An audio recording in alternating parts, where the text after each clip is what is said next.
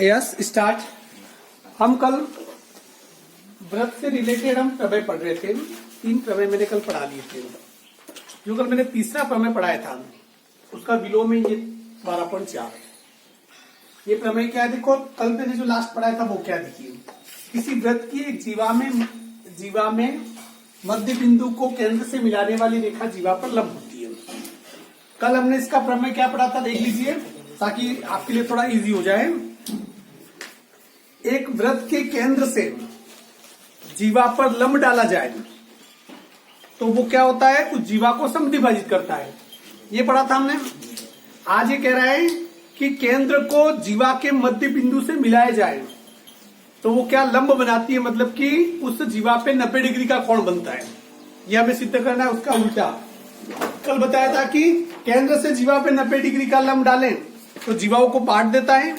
आज ये कह रहा है कि जीवा के मध्य बिंदु से केंद्र को मिला दिया जाए तो 90 डिग्री का कोण बनता है। मतलब उसका जस्ट क्या है, अपोजिट। क्या देखिए, जैसे सबसे पहले प्रमेय पढ़ने में आपको पहले ही कहा है कि इस प्रमेय के अंदर ही आधा तो सवाल इसमें छिपा हुआ है। ये जो कह रहा है वो चित्र बनाना आना चाहिए। सटीक चित्र आपने बना दिया तो आपका प्रमेय सही है। चित्र ही आपने गलत बनाया तो आपका प्रमेय सही हो ही नहीं सकता है कभी। चित्र क्या कहना, देखिए जैसे किसी वृत्त का तो मैंने क्या कर दिया,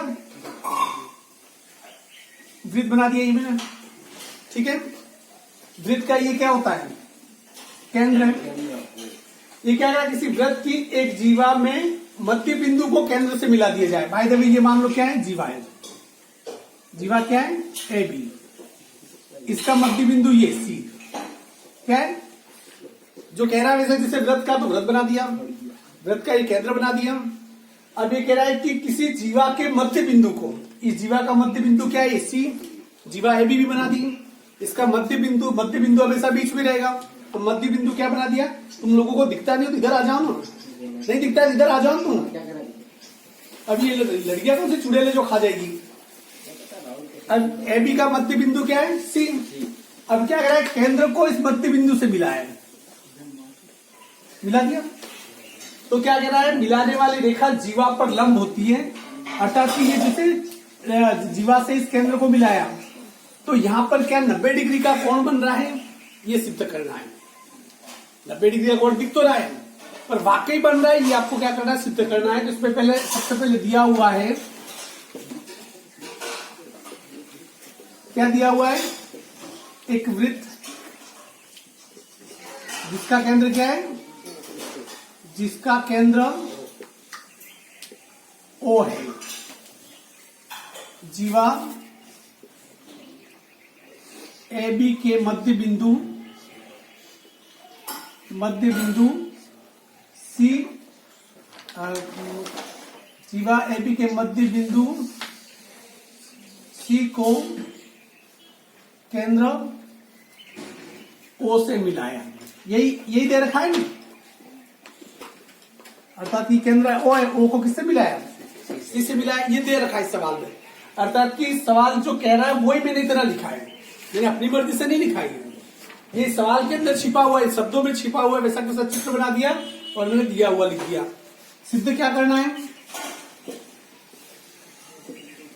सिद्ध करना है कि कोण एसीओ 90 डिग्री या बीसीओ, ये कितने डिग्री क्या है, क्या 90 डिग्री के दोनों है, ये हमें सिद्ध करना है। क्लियर।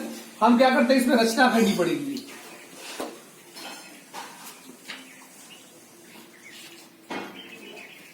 ए और बी को किससे मिला दो, ए एवं बी को ओ से मिलाया। ए एवं बी को ओ से मिलाया, मिला दिया, रचना हो गई। फिर इसके बाद उत्पत्ति देखो। अब यहां पर कितने त्रिभुज बन रहे हैं, पहले वाले सवाल आ गया, त्रिभुज एसीओ एवं त्रिभुज बीसीओ में इन दोनों की हम तुलना कर रहा हूं। मैं पूछूंगा उसका जवाब देना। एओ बराबर बीओ, क्यों, ये वृत्त की क्या त्रिज्या है, ठीक है। ओसी बराबर ओसी, क्यों, ये भुजा इस त्रिभुज के लिए भी, ये भुजा के लिए, इसका मतलब क्या हुआ? ठीक है। तीसरी चीज, AC बराबर BC, क्यों? दोनों बराबर है, क्यों? केंद्र पर दिया हुआ है। क्या कह रहा है ये? O को हमने इस जीवा AB के मध्य बिंदु से मिलाया है, ये मध्य बिंदु से मिलाया, इसका मतलब ये हुआ कि ये और ये दोनों क्या हो गए? बराबर। AC बराबर BC क्या है? देख लिया, दिया हुआ है, ठीक है। अर्थात कि इसकी ये भुजा और ये भुजा बराबर है, ये भुजा और ये भुजा बराबर है, और ये भुजा दोनों में उपनिष्ठ है। इसका मतलब भुजा भुजा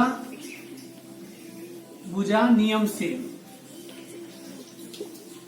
त्रिभुज SCO बराबर त्रिभुज BCO। ये दोनों क्या सर्वांग समय क्या है? ये सर्वांग समय। इसका मतलब ये हुआ कि ये जो कोण SCO, अतः कोण SCO बराबर कोण BCO,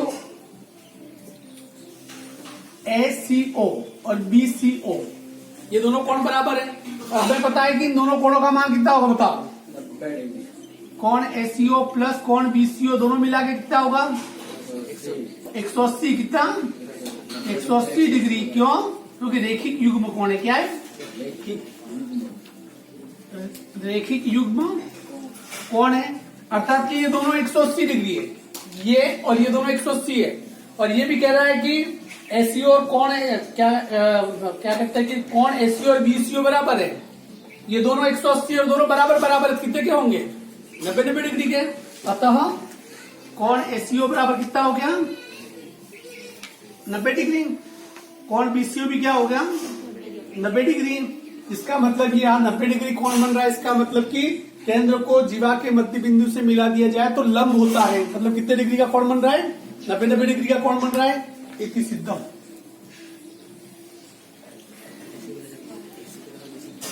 इज इट क्लियर? कल का जस्ट अपोजिट। अब देखिए प्रमेय, वृत्त की समान जीवाएं केंद्र से समदूरस्थ होती है। अब ये जो मैं कह रहा हूं कि किसी भी सवाल के अंदर ही सब कुछ छिपा हुआ है। आपको अपनी तरफ से आपको कुछ खास करना नहीं है। आप देखिए इधर चित्र देखो, मैं वृत्त का वृत्त बना दिया। अब यहां पर देखिए वृत्त की समान जीवाएं, वृत्त की समान जीवाएं केंद्र से समदूरस्थ होती है। समदूरस्थ का मतलब होता है समान दूरी पर स्थित होना। समदूरस्थ का मतलब समान दूरी पर स्थित। सम का मतलब समान, दूर का मतलब दूरी, स्थ का मतलब स्थित, समान दूरी पर स्थित। सवाल क्या कह रहा है? वृत्त की समान जीवाएं। अब वृत्त की समान जीवाएं कैसे हो सकती है? देखो जैसे मैंने बना दी, यहां पर देखो, एक ये बना दी, दूसरी ये बना दी। जीवा A B, जीवा C और D। ये मान लो कि दोनों जीवाएं क्या है? ये बराबर है।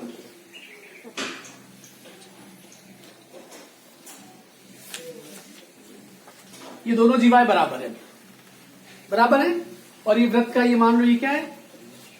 ये केंद्र है। इतना ही दे रखा है, जो दे रखा है वो लिखिए। दिया हुआ है एक वृत्त जिसका केंद्र O है, उसमें जीवा AB बराबर CD। ये दे रखा है, दोनों जीवाएं बराबर हैं। अब ये कह रहा है कि सिद्ध क्या करना है?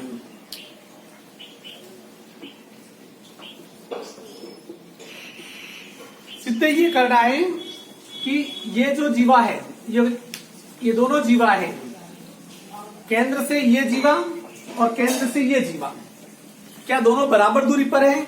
और किसी बिंदु से इस जीवा की दूरी कैसे ज्ञात कर सकते हैं?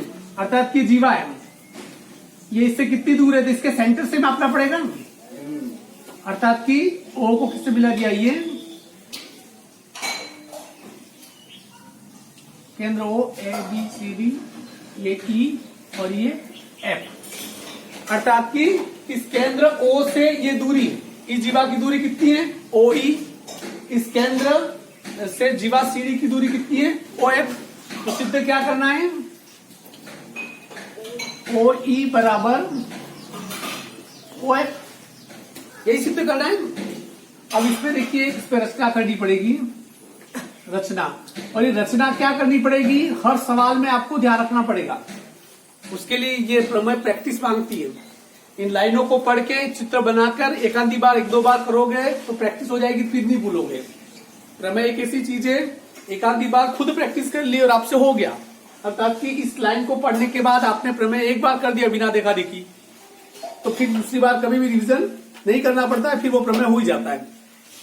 अब यह रचना में क्या करोगे, ए एवं सी को ओ से मिलाया, किससे मिलाया।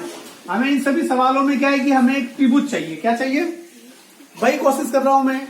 अर्थात कि ए को किससे मिलाया मैंने, ओ से। सी को किससे मिलाया, ओ से। अब यहां पर आपके पास कितने त्रिभुज बन गए, उत्पत्ति देखिए। एक तो त्रिभुज AEO एवं दूसरा त्रिभुज CFO। अब यदि किसी ने यूं लिख दिया त्रिभुज OEA तो भी कोई फर्क नहीं पड़ता है, उससे कोई फर्क नहीं, नाम से कोई फर्क नहीं पड़ेगा। तो एक त्रिभुज है और एक ये त्रिभुज हो गया। इन दोनों के बीच में क्या करनी है, मुझे तुलना करनी है। तुलना में देखिए, मैं बताऊं, जवाब देना है AE बराबर AO बराबर CO। क्यों, वृत्त की क्या है, त्रिज्या। ठीक है। अब मैं यदि कह रहा हूं कि कोण AEO बराबर कोण CFO, ये कोण और ये कोण बराबर है। क्यों, अभी थोड़ी देर पहले प्रमेय से सिद्ध किया था, यदि किसी भी केंद्र को जीवा के मध्य बिंदु से मिलाया जाए तो लंब बनता है। मतलब कितने डिग्री का कोण बनता है, तो इस केंद्र से जीवा के मध्य बिंदु को मिलाया दिए भी 90 डिग्री का कोण बन रहा है। इस जीवा को इस केंद्र से मिलाया दिए भी कितने डिग्री का कोण बन रहा है, 90। तो इसका मतलब ये कोण और ये कोण समान होगा। इसे लिख सकते प्रमेय से AE बराबर CF। क्यों बताओ, समान जीवाओं का मध्य बिंदु। समझिए इस चीज को, पहले इस चित्र में दे रखा है AB और CD बराबर है, अर्थात कि बराबर है। तो ये बंद मान लो, ये 8 सेंटीमीटर है, ये भी कितनी है, 8 सेंटीमीटर। और इसको हमने मध्य बिंदु से मिलाया, तो ये कितना हो गया, 4। ये भी कितनी हो जाएगी, 4। तो इसका मतलब ये कि समान जीवाओं के मध्य बिंदु हमेशा समान होंगे। तो इसका मतलब ये भुजा भी बराबर है। चित्र में ध्यान से देखो, ये भुजा बराबर है, ये भुजा और ये भुजा भी क्या है, बराबर है। इस इन भुजाओं की ये कोण और ये कोण भी क्या है, बराबर है। और किसी भी त्रिभुज में दो भुजा और एक कोण बराबर हो तो त्रिभुज क्या होता है, सर्वांग सम। अर्थात इसमें नियम लगेगा, भुजा कोण भुजा नियम से त्रिभुज AEO सर्वांग सम है त्रिभुज CFO। अर्थात कि ये त्रिभुज और ये त्रिभुज क्या हो गया, सर्वांग सम। और सर्वांग सम त्रिभुज की सभी भुजाएं क्या होती है, बराबर। तो इसका मतलब ये भुजा OE, इस त्रिभुज की भुजा OE और इस त्रिभुज की भुजा OL, ये क्या होगी, समान। और यही सिद्ध करना था।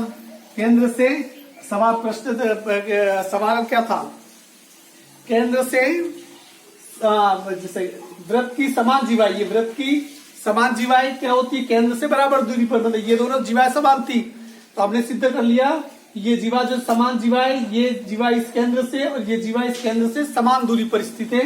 यही सिद्ध करना था।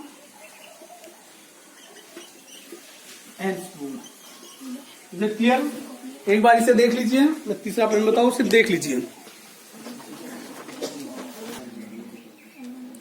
अब 12.5 का जस्ट उल्टा, ये मैंने कंपैरिजन करते हुए सवाल को करोगे तो थोड़ा इजी बैठेगा। कैसे, जैसे देखिए, ये क्या कह रहा है, समान जीवाएं हो तो वृत्त से समान दूरी पे होती है। ये क्या कह रहा है, यदि केंद्र से समान दूरी पर कोई जीवा हो तो वे जीवाएं समान होती है। इसमें क्या कह रहा है, समान, इसमें बता रहा है कि जीवाएं समान है। सिद्ध क्या किया, समान जीवाएं तो केंद्र से समान दूरी पे है। इसमें यह बता रहा है कि केंद्र से दूरी समान है तो क्या वे जीवाएं बराबर होगी, इसका जस्ट उल्टा हो गया। अब जैसे कह रहा है वैसे सवाल करो, जैसे किसी वृत्त की जीवाएं केंद्र से, जैसे वृत्त कह रहा है ये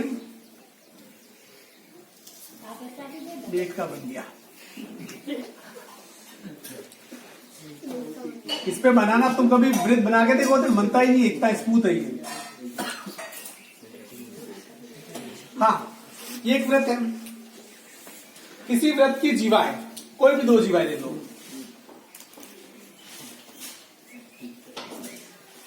ए, बी, सी और डी, ये वृत्त का केंद्र, ठीक है।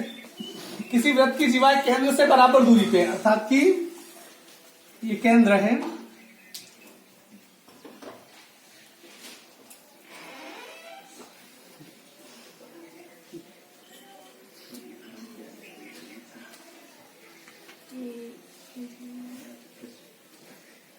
अर्थात कि ये मान लो A B C D E, ये केंद्र ओ है और ये एफ, अर्थात कि ये दो जीवा है, जीवा ए बी और जीवा सी डी। ये क्या कह रहा है, इस केंद्र ओ से इसकी दूरी मतलब ओ ई, और इस ओ से इस एफ की दूरी मतलब ओ एफ, अर्थात कि इस केंद्र से ये जीवा और इस केंद्र से ये जीवा, अर्थात कि ये दूरी दोनों क्या है, बराबर है। क्या है, बराबर है। तो सिद्ध करना क्या है कि जीवा ए बी और सी डी क्या बराबर है। इसमें वही तरीका देखिए, सबसे पहले दिया हुआ है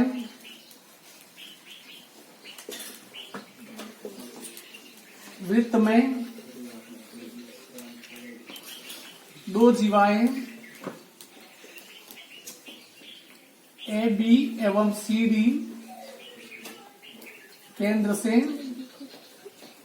समान दूरी पर है। क्या है, समान दूरी पर स्थित है।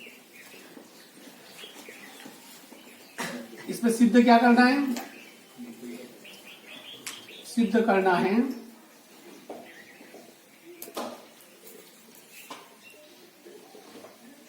करना है जीवा ए बी बराबर सी डी। तो इसमें आप लिखेंगे रचना। रचना में चाहे तो पहले मैंने ए को ओ से मिलाया था, इस बार चलो जतिन की इच्छा पूरी कर लेते हैं। ओ को किससे मिला दिया, ओ को बी से, और ओ को किससे मिला दिया, बी से मिला दिया। तो लिख सकते हैं रचना बी एवं डी को ओ से मिलाया। यहां कितने त्रिभुज बन गए, उपपत्ति देखिए कितने त्रिभुज है, कौन कौन से हैं। ओ ई बी, ये हमेशा कैसे इसको नाम कैसे लिखते हैं, मैं या तो ओ ई बी लिखूंगा या बी ई ओ लिखूंगा। क्यों, क्योंकि 90 डिग्री जो समकोण होता है वो हमेशा बीच में रहना चाहिए, इसलिए यहां लिख रहा हूं उपपत्ति जैसे कोण बी ई ओ एवं कोण डी एफ ओ। इस त्रिभुज और इस त्रिभुज की तुलना कर रहा हूं, जवाब देना मुझे। बी ओ बराबर डी ओ, क्यों, क्या है, वृत्त की त्रिज्या है, ठीक है ना। ओ ई बराबर ओ एफ, ये बराबर है, क्यों, दिया हुआ है। क्या है, पहले ही कह रहा है केंद्र से दोनों जीवाएं बराबर दूरी पे, ये दिया हुआ है, ठीक है ना। कोण बी ई ओ,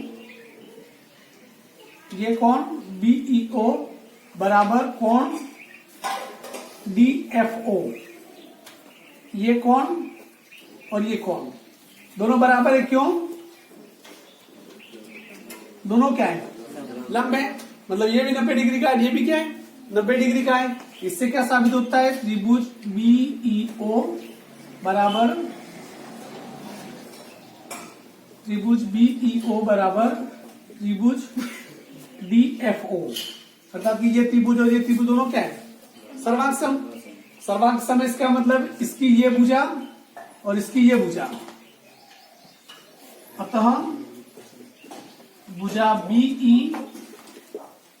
बीई और भुजा डीएफ दोनों क्या है? समान। ये क्या है? समान। ये दोनों समान, इसे थोड़ा ये समझ लीजिए। ये बाल्टी में 2 सेंटीमीटर है, ये भी कितनी है?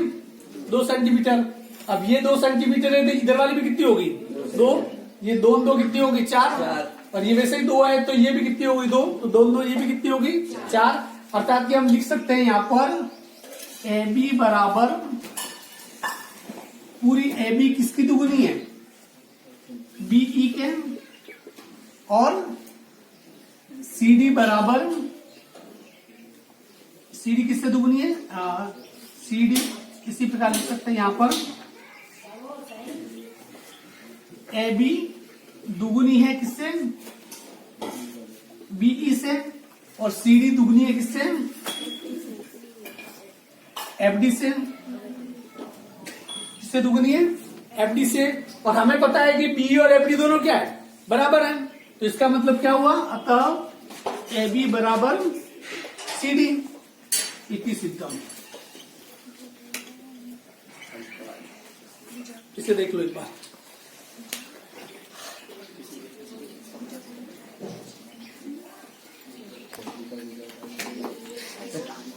हाँ, अब देखिए अपने जो प्रमेय पढ़े उस प्रमेय को हम यूज कैसे करेंगे, क्योंकि आपके बहुत सारे उदाहरण हैं। जैसे पहला उदाहरण मैं लेता हूं, उन 5 प्रमेयों में से किसका इस्तेमाल कैसे होगा? क्योंकि प्रमेय का मतलब होता है कि एक नियम, एक रूल्स। अब उस रूल्स का यूज कहाँ कर रहे हैं? जैसे आपको बताया कि वर्ग का क्षेत्रफल बराबर भुजा स्क्वायर, वो प्रमेय, पर आप उसका इस्तेमाल सवाल में करते हो नहीं करते हो? यहां पर कैसे करोगे वो देख लीजिए आप। इसमें एक चित्र देखा है, एक वृत्त है। वृत्त की त्रिज्या कितनी है? 5 सेंटीमीटर। मतलब वृत्त के केंद्र से परिधि तक जो रेखा जाती है वो क्या होती है? त्रिज्या। ये दोनों क्या है? त्रिज्या। दोनों त्रिज्या कितनी कितने सेंटीमीटर की? ये भी 5, ये भी। किसी भी वृत्त की सभी त्रिज्या समान होती है, 5 सेंटीमीटर। ये आड़े टेढ़े ऐसे निशान दे रखे होते हैं ना, उसमें आपको घबराहट आ जाती है, घबराहट पैदा हो जाती है। पैदा इसलिए होती है क्योंकि लकड़ के भांडे हो। अब यह क्या कह रहा है? ये उल्टी टी क्या होता है? ओपी लंब है एबी पर। ओपी क्या है? देखो ओपी ओ सॉरी पी वगैरह लिखा ही नहीं, बताना ये पी और ये क्यू। अर्थात कि ओ से पी पर क्या डाला गया लंब? ये कितने डिग्री का कोण है? 90 डिग्री। ओ क्यू लंब है सीडी पर, ये भी कितने डिग्री का है? सीडी पे लंब है, तो ओ ये क्यू भी कितने? 90 डिग्री का है। इसमें ए बी बराबर दे रखा है 8 सेंटीमीटर, 6 सेंटीमीटर। यहां से पूरी कितनी है? 6 सेंटीमीटर। अब इसमें एक और दे रखा है A B parallel C D. Parallel नहीं मतलब पैरेलल कहते हैं इसे। पैरेलल का मतलब समांतर। अब वो पैरेलल का आपको याद रहेगा, ये खड़े डंडे में आ जाए तो उसको पैरेलल समझना, मतलब पैरेलल। पैरेलल का मतलब होता है समांतर। A B parallel C D, अर्थात कि ये भुजा और ये भुजा पैरेलल है, कभी मिलेगी नहीं आपस में, जितनी आगे खींचो। इतना दे रखा है। तो किसका मान पूछा है? P Q. यहां से पूरा ये मान क्या करना है? देखिए इसमें बिल्कुल सिंपल सी चीज बताऊंगा आपको। एक एक को पकड़ो पहले। जैसे कि इस भुजा को ज्ञात करोगे, इस भुजा को ज्ञात करोगे और इन दोनों को जोड़ लोगे तो क्या आ जाएगी? P Q. अब यहां पर देखिए, जैसे कि सबसे पहली बात स्टार्ट कर रहा हूं मैं त्रिभुज एपीओ में। एपीओ में ये 5 सेंटीमीटर है और एक भुजा में और पता चल जाए तो ये ओपी आ सकती है। तो आप बताओ एपी कितनी होगी? क्यों? क्योंकि केंद्र से या लंब डाला हुआ है, इसका मतलब इस भुजा को क्या कर रहा है? जीवा को समद्विभाजित कर रहा है। ये प्रमेय आ गई अपनी। अर्थात कि केंद्र से किसी जीवा के मध्य बिंदु को मिलाया जाए तो लंब होता है, इसलिए ये लंब है, जिसका मध्य बिंदु को मिला है। मध्य बिंदु को मिला है मतलब ये भुजा बराबर है और पूरी भुजा 8 सेंटीमीटर है। एपी कितनी आ जाएगी? 4। यहां लिखेंगे जैसे मैं ए बी बराबर कितना है? 8 सेंटीमीटर। तो एपी बराबर कितना आ जाएगा? अतः एपी बराबर 4 सेंटीमीटर। अब इस पर ज्ञात क्या करना है आपको? पीओ या 90 डिग्री का कोण भी बना हुआ है, ये पाइथागोरस प्रमेय लागू होगा, अर्थात कि भुजा पीओ ज्ञात करने जिसका सूत्र क्या होगा, ओपी स्क्वायर बराबर 90 डिग्री के सामने क्या होता है, कर्ण, कर्ण में से उस भुजा को घटा दूं, A O square minus A P square, O P square बराबर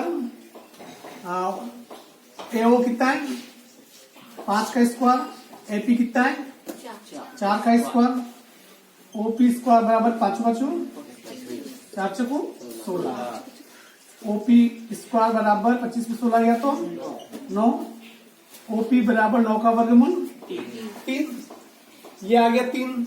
इसी प्रकार त्रिभुज CQO में यहां पर भी CD कितना है, CD बराबर 6 सेंटीमीटर, तो CQ कितना आ जाएगा 3 सेंटीमीटर। इस पे ज्ञात क्या कर रहा है, OQ, OQ स्क्वायर बराबर वही CO square minus CQ square, वही कर्ण स्क्वायर माइनस आधार स्क्वायर, OQ स्क्वायर बराबर CQ कितना है 3 सेंटीमीटर, सॉरी CO कितना है, ये 5 सेंटीमीटर, CQ कितना है 3 सेंटीमीटर, तो OQ स्क्वायर बराबर 5 5 25 3 3 9, OQ स्क्वायर बराबर 25 पे 9 गया तो 16, OQ बराबर 16 का वर्गमूल 4। आपको क्या ज्ञात करने के लिए कहा इससे, PQ किस किस से मिलके बनी है, OP प्लस OQ, OP का मान अभी कितना आया था अपने यहाँ 3 सेंटीमीटर, OQ का मान कितना आ गया 4, 3 और 4 कितना आ गया 7 सेंटीमीटर, तो PQ यहां से इस भुजा की लंबाई कितनी आ जाएगी 7 सेंटीमीटर। इस टाइप का सवाल 3 या 4 नंबर का पूछ लेता है, ठीक है ना। आज के लिए इतना ही काफी, 3 प्रमेय पढ़ाए, ये पढ़ा, देखो मैथ्स में जितना पढ़ा रहा हूं मैंने वीडियो देखा नहीं इसलिए मैंने उतारा नहीं, सिर्फ 3 दिन जिसने नहीं उतारा, फिर चौथे दिन से जो भी मैं पढ़ाऊंगा वो फिर नहीं उतारेगा, क्योंकि 3 दिन में 10-15 पेज यदि हो जाएंगे तो चौथे दिन वो पहले के 15 पेज और ये वाले 5 पेज 20 पेज उतारने की औकात तुम लोगों की है नहीं, इसलिए रोज का रोज वीडियो देख के उतारो। नहीं है तो कोरोना में सब कुछ इतना तो सब खत्म नहीं हो गया है कि तुम्हारे पेरेंट्स नेट का भी रिचार्ज नहीं करवा पाए, नेट का रिचार्ज करवाओ, कुछ भी करो, कुछ भी करो, क्योंकि आपको आने वाले 2 महीनों में ऐसे ही पढ़ना है। ये समझाओ मजबूरी, देखो तुम लोगों का स्कूल का काफी पैसा बच गया है, और इतना बच गया पैसा कि उससे एक मोबाइल नया खरीद सकते हो भले, और मोबाइल तो लगभग सबके पास है, और तुम्हारे बहाने बड़े हल्के होते हैं कि नेट का रिचार्ज नहीं है। नेट का रिचार्ज तुम 200-300 का करवा भी दोगे तो 1 महीने में आराम से यूज कर लोगे उसका, इसलिए ये हल्के बहाने बनाना मत, जितना रोज है रोज का रोज उतार दो। और आपको पता है कि आपके जाने के बाद घंटे 2 घंटे के बाद मैं वीडियो डाल देता हूं, मतलब अभी भी प्रोसेसिंग पे इस मोबाइल में रिकॉर्डिंग कर रहा है, इसके साथ साथ यूकट पे प्रोसेसिंग होके यूट्यूब पे अपलोड होने जा रहा है, अर्थात मोबाइल 2-3 तरीके से भी काम कर रहा है, साथ में मैं पढ़ा भी रहा हूं। अर्थात मेरी कोशिश ये होती है कि मैं जल्दी से जल्दी वीडियो अपलोड करके डाल दूं। आप ये सोचिए कि किसी वीडियो को डाउनलोड करने में आपको इतना समय लगता है तो मुझे यूट्यूब पे अपलोड करने में कितना समय लगता होगा, पर फिर भी मैं कर रहा हूं, इसलिए ये हल्के और छोटे बहाने मत लगाना, क्लियर बोल रहा हूं। बड़े बड़े लोग कह रहे हैं कि कोरोना के साथ आपको जीना सीखना ही होगा। Have you any another option, क्या कोई दूसरा विकल्प है? मैं सीखा जीना, मैंने पढ़ाना बंद नहीं किया, तुमने पहले पढ़ना बंद कर दिया, मैंने पढ़ाना बंद नहीं किया। मेरा जो विश्वास है मैंने नहीं टूटने दिया, कितना भी होगी, मैं ठीक उतना ही पढ़ा है मैंने जितना कि मैं स्कूल टाइम में मैं स्कूल में पढ़ाता हूँ, और पिछले ये 20 सालों से मैं कर रहा हूँ। तो कोरोना मुझे बदल नहीं सकता, सिर्फ स्टार्ट के 15-20 दिन में मैंने नहीं पढ़ाया होगा। मैंने कहा कि नहीं, वापस उठ खड़े हुए अपने पैरों पे नहीं पढ़ाएंगे, बच्चे पढ़े नहीं पढ़े, कोई तो पढ़ेगा। मेरी वीडियो को यदि इतना लोगों ने देखा, इतना व्यू हो रहा है, किसी ने तो देखा होगा, कोई अनजाना चेहरा जिसे मैं नहीं जानता वो मुझे नहीं जानता, किसी ने तो देखा होगा, पढ़ा होगा। पढ़ने वाले वैसे ही पढ़ लेंगे। इसलिए आपके पास समस्या क्या है? देखो, आपकी सबसे बड़ी प्रॉब्लम क्या है? आप जितने बड़े हो उससे ज्यादा बड़े आपके बहाने हैं, एक्सक्यूजेस बहुत ज्यादा है आपके पास। और सफलता के लिए ध्यान रखना, कोई बहाना काम आता ही नहीं। रिजल्ट आने के बाद तुम कहोगे, सबके सब कहोगे यार कोरोना था, पर तुम में से कोई एक 98% लाके मेरिट टॉपर बन जाएगा ना, वो कहेगा कि मैं कोरोना से लड़ा और मैं जीता ही। बन सकते, क्योंकि पहले यदि आप 90% लाने के यदि पात्र थे तो कोरोना ने आपको मौका दिया है कि आप अपने उस परसेंटेज में 5 से 7% बढ़ा सकते हैं। मतलब कि जो ये सोच रहा है कि यार 93-4 तो आते हैं, तो इसका मतलब ये कोरोना है वो 99% उसको दिलवा सकता है। कोई बहाना नहीं, कुछ नहीं। मैं कह रहा हूं कि अपने आप से एक वादा कर लो कि रोज का 6 घंटे तो पढ़ेंगे। कितना? 6 घंटा। तुम्हें ये बहुत ज्यादा लगता है और मुझे बहुत कम लगता है, क्योंकि मैं तुम लोगों को पर डे में 24 घंटे वेस्ट करते हुए देखता हूं। क्योंकि जिस 6, 7, 8 घंटे आप सोते हो वो वेस्ट ही है। क्या है, उसमें मुर्दे बन के पड़े रहते हैं। एक प्रकार से मरे हुए लोग होते हैं ना, बिल्कुल मुर्दे होते हैं। और बाकी के 16 घंटे जो आप खुली आंखों से जागते हुए गुजारते हो वो भी आपके लिए कंप्लीटली वेस्ट है। तब आप मुर्दे होते हो तब भी, पर खुली आंख वाले मुर्दे होते हो। Because if you are doing nothing then you are nothing. यदि आप कुछ नहीं कर रहे हो तो आप कुछ भी नहीं हो। आप कोरोना को दोष नहीं दे सकते हैं। आपके बीच में से 97-98% लाकर पूरे राजस्थान में फ्रंट पेज पे अपना फोटो ला सकता है और वो कह सकता है हम विपरीत परिस्थितियों में पढ़े, नेटवर्क नहीं था तो भी पढ़े, जैसे तैसे पढ़े, पर नंबर तो हम लाए। उसमें मैं कहा रहूंगा, फोटो तो तुम्हारा आएगा, मैं तो बैकग्राउंड में भी नहीं रहूंगा। फूल माला है तुम्हें पहनाएंगे, मुझे तो नहीं पहनाएंगे। मैं तो इस बार भी जब था तब भी मैं नहीं था किसी सम्मान समारोह में। मतलब ये कि पर मैं कोशिश कर सकता हूं कि आपको वहां तक पहुंचाना, पर पहुंचेगा कौन? रेस का घोड़ा ही दौड़ेगा तो ही पहुंचेगा। अब रेस के ऊपर जो घोड़े को दौड़ा रहा है वो दौड़ के पहुंचेगा तो उसका घोड़ा तो जीत ही सकता है। Depend on you. बहुत हो गए बहाने, 3 महीने आपके पास बचे। मात्र कितने महीने? 3 महीने। जिस प्रकार आप लोग 8 महीने बर्बाद कर सकते हो, आप बहुत आसानी से 3 महीने बर्बाद कर सकते हो, मुझे पता है। और हमें सबसे अच्छा काम वही लगता है कि हम अपनी जिंदगी को कैसे बर्बाद करें। तुम्हारी गलती नहीं है, तुम्हारे पूर्वजों की गलती है, तुम्हारे बाप दादा की गलती है। उन्होंने अपना मोस्ट ऑफ टाइम वेस्ट कर दिया। मैं अभी भी कह रहा हूं ये, क्योंकि 8 महीने तो आपने बर्बाद कर दिए। तो यदि उस पर कोई बच्चा कहता है कि मैं रोज का 5 या 6 घंटा पढ़ा, तो वो 98% लाएगा। अब सवाल ये कि जो बर्बाद हो गया, या 2 तरीके, जो बर्बाद जो समय हो गया उसका मातम मनाओ और एक कोने में बैठ के रोज छाती पीटो, एक तरीका तो ये। और कोरोना को जी भर के गाली दो। कोरोना गाली नहीं समझता है, बहुत मामूली वायरस से, बेचारा सुनता भी नहीं है। और उसने अपना काम कर दिया और तुमने 8 महीने बर्बाद कर दिए। दूसरा तरीका तो ये कि छाती कूट के रो कि 8 महीने बर्बाद हो गए। या दूसरा तरीका और भी बचता है, 3 महीने बचे हुए, 24 घंटे, 3 महीने मतलब 100 दिन, 24 घंटे, 2400 घंटे। और 2400 घंटे में तो ये 60% आपका कोर्स है, 15 से 20 बार रिवीजन हो जाए। मैं 5 घंटे ही सोता हूँ, पूछ लो, वाइफ साक्षी है कि 12 बजे के पहले कभी सोता नहीं और 5 बजे के पहले उठ जाता हूँ। 12 से 5 मतलब मैं 4:30 के बीच में मेरा अलार्म भी सेट किया हुआ है 4:30 का, वो भी पिछले 20 सालों से। मतलब 4:30 से 5 घंटे, 5 घंटे से ज्यादा मैं कभी सोया ही नहीं, याद नहीं। और तुम लोग तो 5 घंटे में तो करवट बदलती हो। कहने का मतलब ये, मैं ये नहीं कह रहा हूं कि I am not a super human, क्योंकि शरीर को ऐसा बना दिया, क्योंकि जब जरूरत थी मुझे बहुत जागने की तो शरीर वैसा बन गया, तो फिर मैंने उस शरीर की आदत को बिगाड़ू क्यों? मैं अच्छी मूवी देख लेता हूं, मैं अच्छी किताबें पढ़ लेता हूं, मैं अच्छा लिख लेता हूं, तो मैं अपना टाइम उसमें मैं गुजार देता हूं। मुझे लगता है कि कुछ क्रिएटिव तो मैं कर रहा हूं, पर आप लोग क्या कर रहे हैं? जाके आज घर जाके अपने आप से एक सवाल करना कि आपने पिछले 240 दिन कितना ब्लंडर मिस्टेक आप लोग कर चुके हो। आप 240 दिन बर्बाद कर चुके हो, उस 240 दिनों का आपके पास हिसाब नहीं है। और मैं आपको बताऊं कि इस खूबसूरत कायनात में इतना फ्री समय कभी भी आपको नहीं मिला होगा। न कहीं शादी में जाना, न कहीं बाहर मेहमान जाना, सभी बसें बंद, सभी शॉपिंग मॉल बंद, कहीं कुछ नहीं। वही एक बरबूडे में और एक कपड़ों में अपने 8 महीने आपने निकाल दिए। घर पे कोई खास काम वगैरह नहीं, 24 के 24 घंटे आपको फ्री मिल रहे थे। स्टार्ट के 3 महीने तो घर के बाहर आपने निकल रहे थे, मतलब 24 घंटे पूरे के पूरे आपके थे। मतलब ये कि 240 दिन यू जस्ट स्पॉइल, बिगाड़ दिए।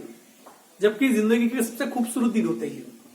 यदि कोई सोच लेता कि 7 घंटे सोऊंगा पर बचे 17 घंटे पढ़ूंगा, कितने? 17 घंटे में पढ़ूंगा, किसी ने सोच लिया होता तो उसको ये कुछ करना ही नहीं पड़ता। अभी कुछ नहीं, ये सब गोल के पी गया होता वो, कुछ भी इसमें कुछ पढ़ाने लायक ही नहीं रहता उसके लिए। पर मैं अभी भी कह रहा हूं, समय नहीं बिगड़ा है। खुद को संभालो। मतलब ये कि तुम अपने लिए कुछ करने के लिए तैयार क्यों नहीं होते हो।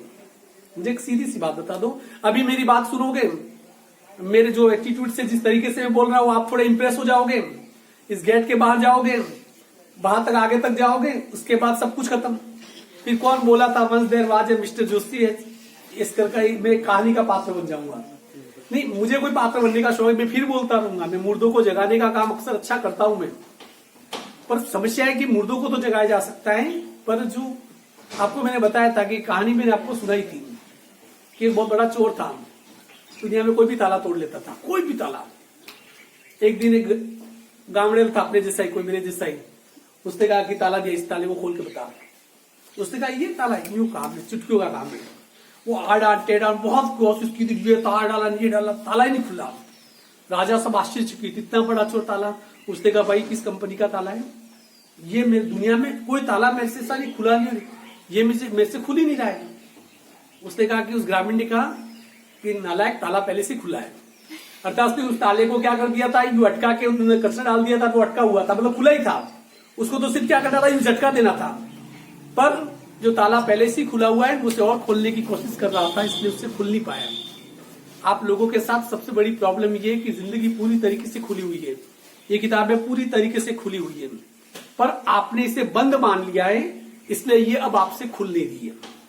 सब कुछ ज्ञान इसके अंदर बिखरा हुआ पड़ा है, सब कुछ बिखरा हुआ पड़ा है, पर सबसे बड़ी प्रॉब्लम आपके साथ ये हो रही है कि आप इसे खोलना नहीं चाहते हो। देखिए, किताबों को खोलने के लिए कितनी मेहनत करनी पड़ती है, पूछो इन लड़कों से जिन्होंने कभी किताबें खोली नहीं, उनसे पूछिए। उन्हें जैसी भी किराए पे लाके पेज दर पेज पलटने पड़ते हैं, ठीक है, और बड़ी बड़ी ट्रॉलियां वगैरह लाके उसके अंदर ज्ञान भर के दिमाग खोल के अंदर उड़ेलना पड़ता है, तब जाके कुछ आता है। ऐसा ही है क्या? पढ़ने के लिए इतनी मेहनत करनी पड़ती है? दुनिया में सबसे कम मेहनत करनी पड़ती है तो पढ़ने के लिए करनी पड़ती है, पर पढ़ाई सिर्फ जिंदा लोग कर पाते हैं। अब जिंदा होने का या तो आप सबूत दो, यही है कि आप जिंदा होने का सबूत दो, और यदि नहीं पढ़ पाते हो तो आप सीधे खुली आंख वाले, जस्ट डेड बॉडी, मरे हुए लोगों। ये नहीं, मैं जो वीडियो पे जो मुझे सुनते हैं वो तो महामूर्ख है, उनकी तो मैं बात ही नहीं करता हूं। जो मेरे स्कूल के बच्चे होंगे या इनमें से वो बच्चे अपने आप पे ब्लेम नहीं ले जो पढ़ रहे हैं, पर मुझे लगता है कि जो होप मैं करता हूं, मेरी कसौटी पे अभी तक कोई खरा नहीं उतरा है। मैं स्पष्ट बोल देता हूं, मेरी कसौटी मेरा जो लेवल है बहुत ऊपर तक जाता है। मैं वहां पर कसने की कोशिश कर रहा हूं, वहां पर अभी तक कोई उस लेवल तक कोई पहुंचा नहीं है। पर 3 महीने है, 3-4 महीने है, जो भी हो, 3 महीने भी हो सकते, 4 भी हो सकते या 2 भी हो सकते, क्योंकि इन दिनों में तो रिवीजन चालू हो जाता है हमारा। अभी तक हम पढ़ रहे हैं, क्या करें, विडंबना है।